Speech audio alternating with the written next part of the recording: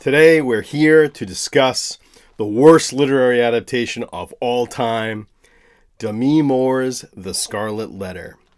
And yes, I said it right, Demi. It's not Demi, it's Demi. Look it up. Now, I gotta admit, all right, so just like everybody else, I read The Scarlet Letter when I was in high school.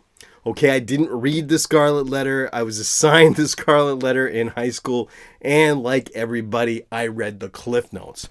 But having read the Cliff Notes, that has actually made me capable of skewering this movie for its inaccuracy to the novel, which is legendary. Like, just let me just warn you off, kids, if you came here so you can write a paper on it or prepare for the test, do not watch this movie, because this is what's going to happen if you watch this movie. So, little Johnny, it's your turn to present your literary analysis of The Scarlet Letter. This is Johnny. This summer I read The Scarlet Letter. It's a love story between Hester Prynne, a very chesty pilgrim girl who likes to take her clothes off, and the handsome Reverend Dimmesdale. They have sex a lot and go skinny dipping, but they can't tell people about their love, so she wears a big red A on her ample chest. But her husband finds out and stages an Apache attack, and they run off happily ever after. You didn't read the book, did you, Johnny? No, I didn't. Yep. That's what we have ahead of us here. And, it gets worse. It gets worse, okay? I'm not even going to talk about this scene yet. So it often is referred to as the worst adaptation ever made. And when it first came out, now a little backstory here. Demi Moore at the time was one of the biggest actresses in Hollywood. So huge success because of Ghost. And then she made Indecent Proposal, an equally stupid movie. The following year from now, she would become the highest paid actress of all time. And you know, this is going to be really confusing for you if you grew up in this era. Okay, the reason why is she made a movie called Striptease. You're Mrs. Grant? No, I'm Barbara Bush. This is like pre-internet, early internet, so porn just was not, as plentiful as it is now. So you really don't, if you want to see boobs, you kind of work for it back then. So right now she's in her heyday. This is like the biggest point in her career, and she can say yes to anything. She's getting everything offered. And so some genius offers her The Scarlet Letter to play Hester Prynne. Most critics comment on the fact that it just has no respect for the novel. It just does whatever it wants with the novel. And Demi responds saying, well, nobody ever reads it, so who really cares what we do with this novel? We'll just, we use it as a suggestion, and then we made up our own story, because nobody reads The Scarlet Letter. Not knowing that literally every kid in America has to friggin' read The Scarlet Letter, right? So everybody's read it, and everybody knows that this is not it. There's actually a pretty good story that Elmer Bernstein, when had originally written the score, and he notoriously sent her a note afterwards thanking her for rejecting his score, because he's like, I saw the movie, it sucked so hard that I was able to use the score I wrote for your movie on another good movie, so thanks to me, right? So that's basically, that's how good it is. So why is it so bad? Let's get into it, okay? Let's get into it. We start off with Native Americans, and our hero, Reverend Dimmesdale, is going to visit them. And then, what's that? Boobs! 1 minute and 40 seconds into the movie, there are boobs. Congratulations, movie. That's some sort of record. That's impressive. It's impressive. Opening credits come up to a nice, beautiful score, and we see the title appears freely adopted from the novel by Nathaniel Hawthorne. Yeah, no shit, movie. Now we meet our heroine, Hester Prynne. And immediately the first thing the town elder comments is, she's got too much lace on those ample bosoms. And it's not appropriate for the Massachusetts colonies. Now we see our heroine, Hester, and Demi is rocking the old English accent, trying like very, very low effort to do any kind of, English accent. This is like, we're talking high school play level of just bad accent here. I look forward to the hard work, Governor. Right away, the elders are on Hester, because she is an independent woman. She wants to find her own place. She wants to hire her own help. even though her husband is apparently missing. And he's not missing, believe me. He is coming back. And when he comes back, it's going to be crazy. So what do? They decide, well, Hester, if you want to go and find your own place, we're going to send Kenny G. Pilgrim to go with you. So they send a Kenny G. looking motherfucking Pilgrim to go with Hester. And immediately he's getting horny. It's just the lace. She's got way too much lace here. I think the elder was right. He's all on her. He goes full on molesto all over her, and she just whacks him right in the face, right? So she's a strong woman. It's a strong female character, and Kenny G. Pilgrim is sent away. He's sent packing. Hester buys herself a nice little estate. She goes to the market to get herself some indentured servants, and she finds herself the slave girl Matuba. Enslaved? I can't remember what. I think something like that. Named Matuba.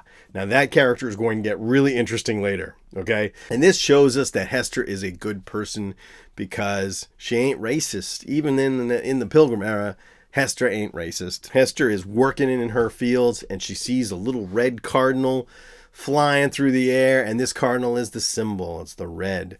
The passion. We got a little color symbolism. Woohoo! And she follows the red symbol, cardinal, off the path, and goes into the forest, in which she gets her eyes on Reverend Dimmesdale, played by Gary Oldman. And she sees all of him. All of them, okay? Reverend Dimmesdale, played by Gary Oldman, one of my favorite actors, okay? I love Gary Oldman, so not throwing shade at Gary Oldman. He's amazing. But not in this movie. He's just incredibly miscast. Like, first of all, like, Hester's so thirsty for Dimmesdale that you would think he was Brad Pitt. And Gary Oldman's not Brad Pitt. Gary Oldman is a mediocre looking dude, but Hester is all on for Dimmesdale from like get-go, right? From the get-go. Now in the book, we don't see any of this, right? The book is not a romance. The book starts with Hester with stupid A on her chest, and she is being shamed by the villagers, and that's basically it. The movie decides, nah, that's not interesting. People want to see a love story. They don't want to see any of this social commentary, literary fiction bullshit. We want love. We want love making. She spots Dimmesdale skinny dipping in a river. And when I tell you, man, the camera just lingers on his tea and crumpets for like minutes, what feels like minutes. He is just swimming and rolling around, and she is just, boo, wow, she's into it. She is into it. She just hangs out. She hangs out and watches. If it was a dude doing that, everybody would be like, that's gross. That's pervy. Why are you perving on poor Reverend Dimmesdale here? But she is just staring as D&B for a long time, and she is into him. That is the beginning of it. Now, Hester, she's told she's got to get to church on time, so she gets in the wagon and she rides off, but the wagon gets stuck in the mud. Now she can't make it to church on time, and she's already shit out of luck with the townspeople because she wears too much friggin' lace.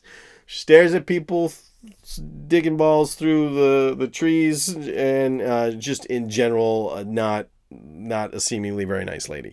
So who rides up on a horse? Of course, Reverend Dimmesdale, and he lifts her up out of there, and but it doesn't work. Now Hester and Dimmesdale ride. I mean, this is like romance novel cliche shit, right?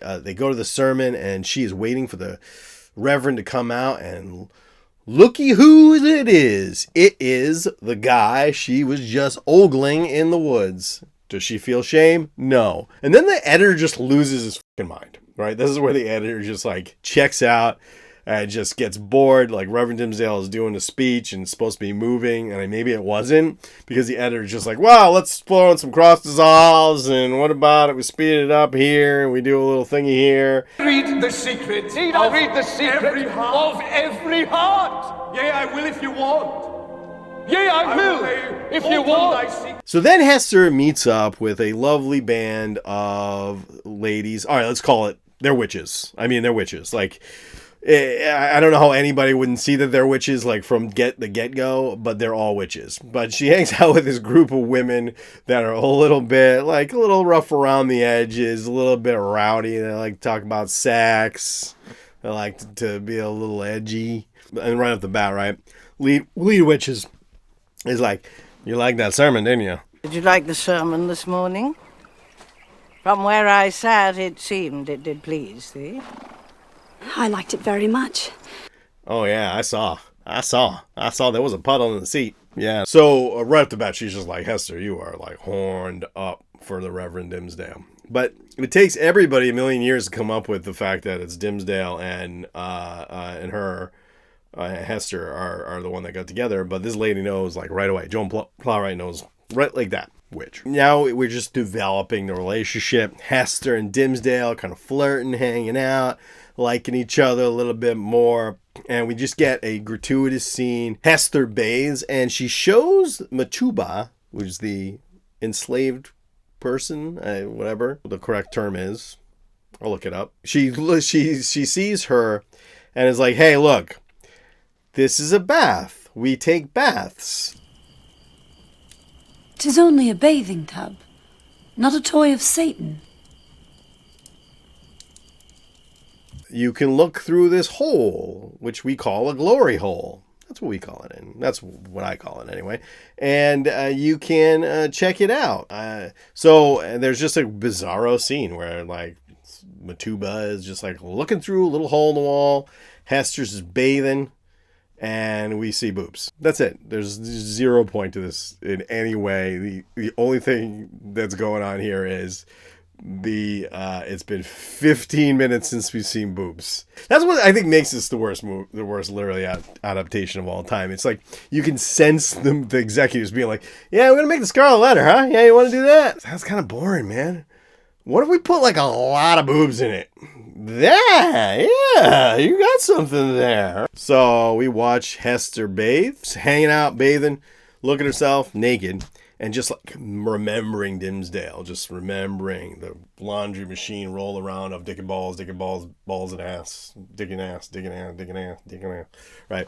Just remembering that and getting horned up for the Reverend. That's what she does. And then news comes, and Dimmesdale brings the news to Hester. Her husband was attacked. Everybody in his party was massacred by the Native Americans, and he's probably dead. And Hester is like, waste no time, none whatsoever. She is like, oh man, when can I? How long do I gotta wait till I can get on your D? Like, how long? What do I gotta do? What do we gotta do? Like, no, I'm not talking about like no hesitation. She's like, oh, he's dead. Yeah. And he's like, well, 7 years. I must know what the law is. The period of mourning, how long must one wait? 7 years must pass before we are free to be seen in public. And she's like, nope. And she can't do it. And man, I'm like siding with him a little bit. I gotta admit, like, if your wife just like wait a day, wait like 6 hours between the moment in which you find out that your husband is dead and you start going after the Reverend Dimmesdale, just like an hour, maybe even anything, Hester. Okay, so then Hester and Dimmesdale go at it. Okay, and they go at it, and to hide away, they go in her bathing chamber, and Matuba comes next door into one of the most insane sequences I've ever seen in any movie.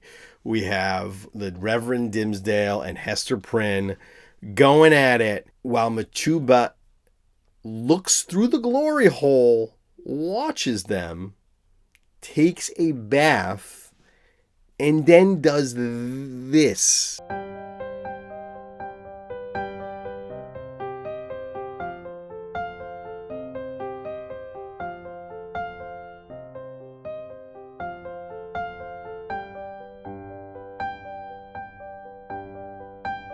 This is literature, people. This is supposed to be like American literature. Movie.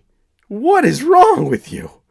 What are you doing? Just like Nathaniel Hawthorne intended. And it's one of those terrible sex scenes that movies always do where, you know, the people are barely moving and everybody's just riotously orgasming for no reason whatsoever, and it's awkward. It's awkward. Meanwhile, cut to we find out what has happened to Hester's husband. And he's not dead. No, he is alive and played by Robert Duvall in a batshit insane performance like you have never seen before, okay? He is just chewing scenery and he's evil as hell, right? So all of a sudden we find out he is just being held by the natives, and so eventually he's struggling with the natives, getting his ass beat daily, and he's coming back. And this movie's going to get good when he comes back. There's just like an extended sequence where they play like Beat Whitey, where they just beat the shit out of him for like 2 minutes straight. It's hilarious. So Hester is hanging out with the witches. They're witches. And a couple of like school army ladies. And she basically says, look, I talk to God all the time. It's from heaven. Hester, I pray you're not suggesting you talk directly to the deity. Don't you know that only well-paid Bible thumpers can do that? And so one of the ladies reports Hester. Now she's on the shit list already because she's late to church. She ogles the reverend. She wears too much lace. She's kind of a feminist. And they bring her in for questioning. But it turns out they're not questioning that she is talking to God. They're questioning that she's pregnant. And it is discovered that Hester is pregnant. Her husband's been gone for a long, long, long time. And the elders beg Hester, tell us who the father is, tell us who the father is, tell us who the father is, but she refuses. And this is like one of the reasons why this movie really doesn't work. It's not very good. Gary Oldman's Dimmesdale is just like in every scene, he's like, please, Hester, let me tell them that I am the father. And she's like, no. He's like, oh, yeah, okay, yeah, well, if you say I shouldn't, then I won't, because it'll probably, kick my ass and hang me and shit. So, you just like, but I feel bad. Please, let me tell them. And she's like, well, no, I can't let you tell. And he's like, oh, yeah, sure, fine. Okay. But I'm tortured, Hester. I'm so tortured by not being able to tell them, and well, I'm as punished as you are. No, you're not. You don't have the Scarlet Letter on your chest. She does. Had it been up to him, my father would have ended it and revealed the truth of my origins. But bound by my mother's wish, he could not. No visitors! And it doesn't even work because he's not super hot. He's not Brad Pitt. He's Gary Oldman, right? So these scenes where you're just supposed to be like ogling him all the time are just uncomfortable for everybody, including Gary Oldman. Okay? So they put Hester in a prison where she lives for many, many months. Now cut to, we're back to Prin, right? We're back to Robert Duvall's Prin, and he's living with the Native Americans. He's just got used to the beatings now. And he's gone freaking nuts. He's just absolutely crazy. He takes a deer carcass and just like slams it on his head like Tom Green and Freddy Got Fingered, and just starts dancing around with it. And the Native Americans are like, oh shit, that white boy crazy, send him home. And they send his ass home. They're like, all right, he's too crazy, we done beat his ass way too much, let him get out of here. And they let him go free. Bad news for Hester. Again, Hester's struggling, and then we're supposed to cut to Dimmesdale, and he's doing this.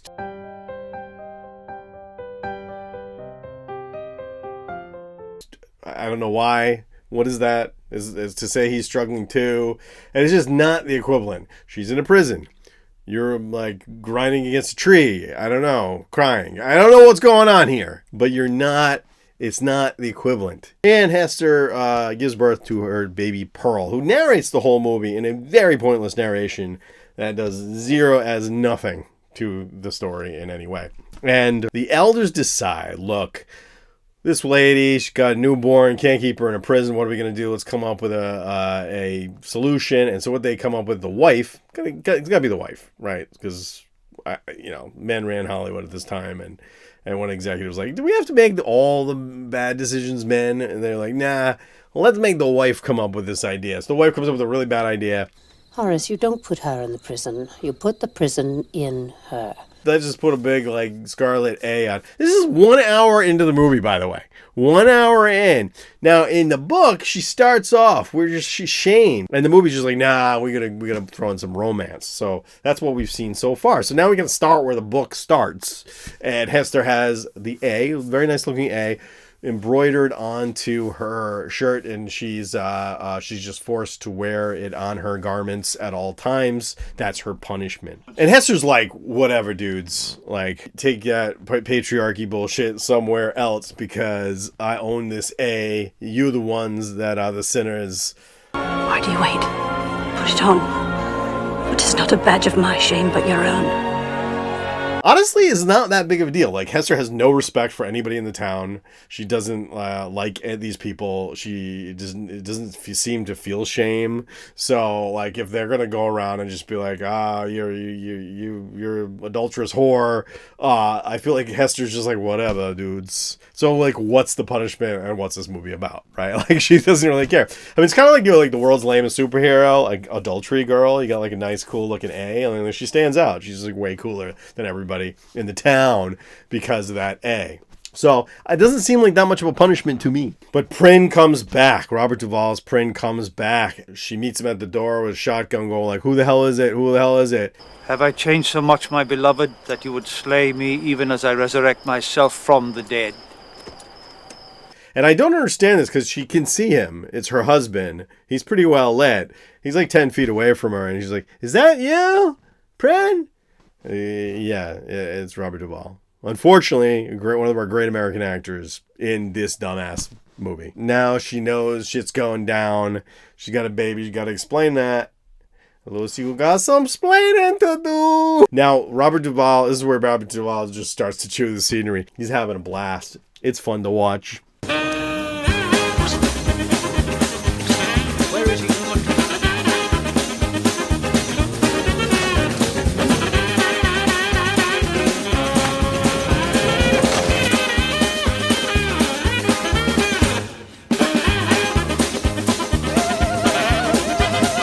Now, possibly my favorite sequence of the movie is Hester goes to town, and, you know, all the town are yelling hussy and whore and all kinds of, like, Jezebel and things about her. But then they just bring her, like, a little, like, chubby boy with a weirdly feminine... Is that, like, listen to this voice.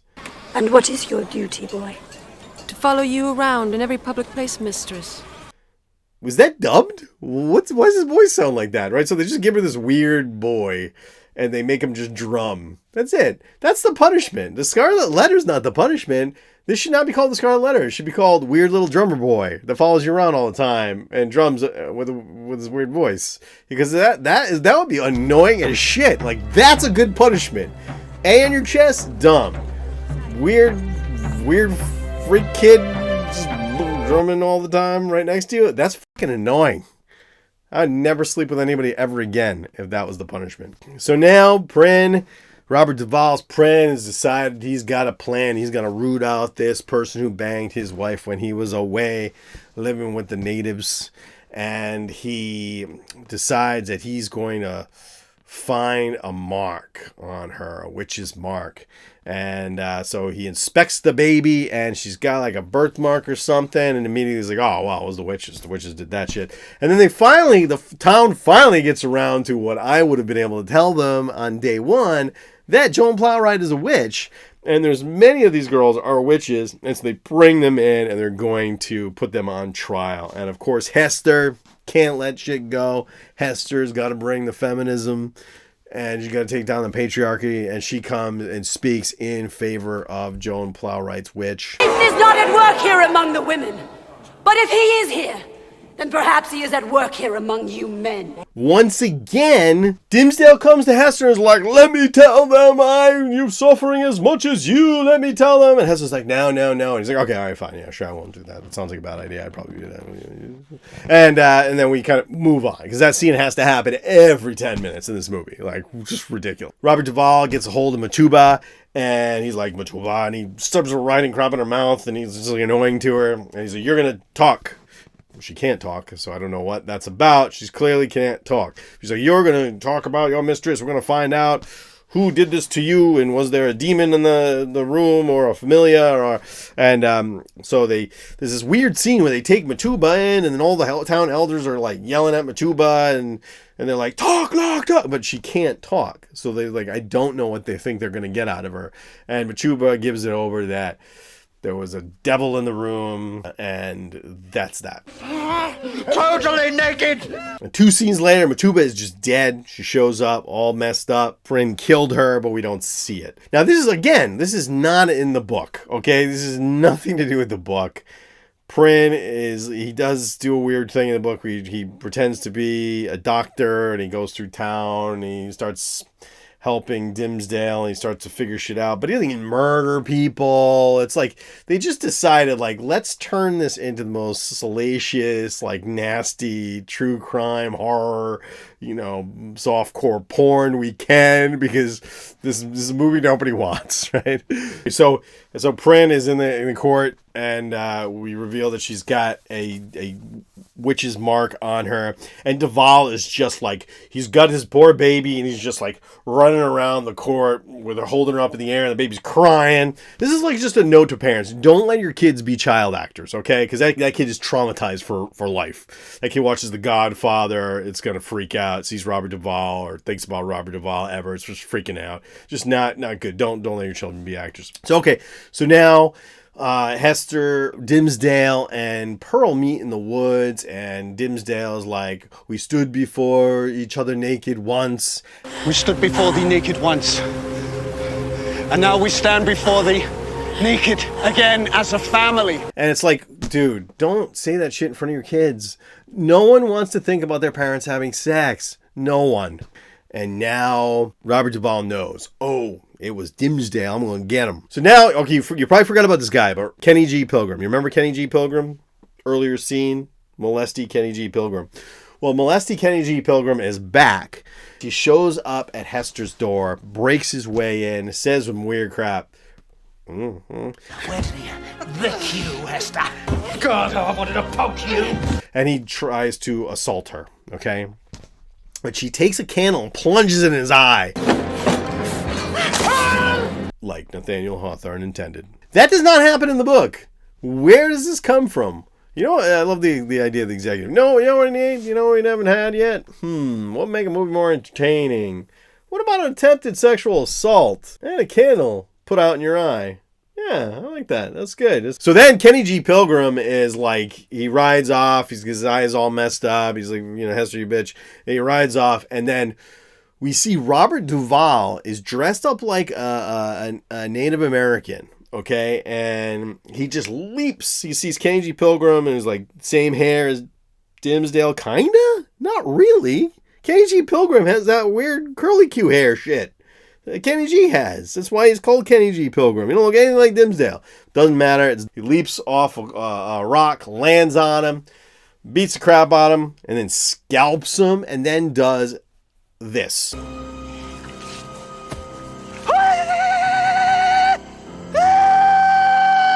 That's cultural appropriation, Robert Duvall. Okay, so now we see it's a day later, and people find the body. And now they're trying to figure out who did it. And Robert Duvall is just like weirdly hanging out with the scalp, right? He's just like hanging out, got the scalp by his side, blood dripping from it, gore, nasty. And it's freaking weird, man. And then so finally, Robert Duvall hangs himself. He's just like, I've done my part, done as many crazy things as I possibly can in this movie. And now I'm done. They're going to hang Hester, and they're going to hang the witches.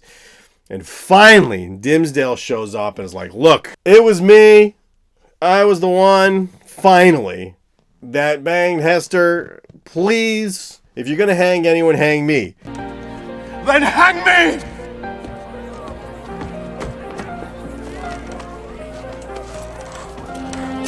And the town is like, oh yeah, that makes sense. Yeah, hang him, right? Which is like, what'd you think they were going to say, guy?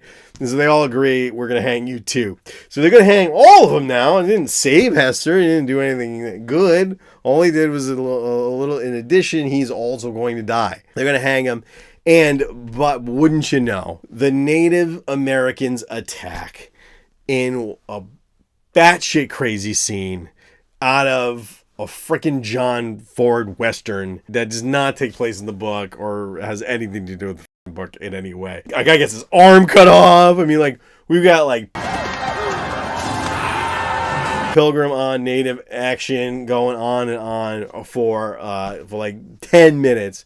And finally, Hester and Dimmesdale and Pearl escape, live happily ever after, and we have our happy ending. Again, the book does not end with a happy ending. The book ends with Dimmesdale dying sadly, Hester's sort of living the rest of her life, like shunned by the town and just accepting it. That was the idea, right? And so, but the movie goes for the happy ending, which is just so ridiculous. And this is why, like, I'll be like, I got to defend this poor book. Not necessarily a fan of the book, but I got to defend this book, man. And that's why this is the worst literary adaptation of all time, right? No literary adaptation has ever shown as much disrespect for the source material as this thing. It is just like, you can feel the studio executives getting greedy and saying, look, we got to make a boring ass, what's our IP? We got this, it's public domain. We can make any movie we want out of it. Awesome. But it's boring. Let's face back. It's about Sid and pilgrims, and this is what's going to make this interesting. So, but is it a bad movie? That's the big question. Is this a bad movie? I think it is the worst literary adaptation of all time, but is it a bad movie? No, it's awesome.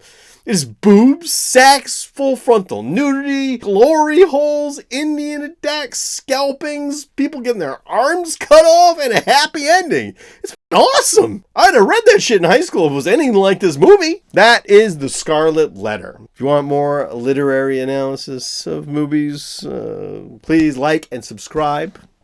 And I will see you later. Like Nathaniel Hawthorne intended.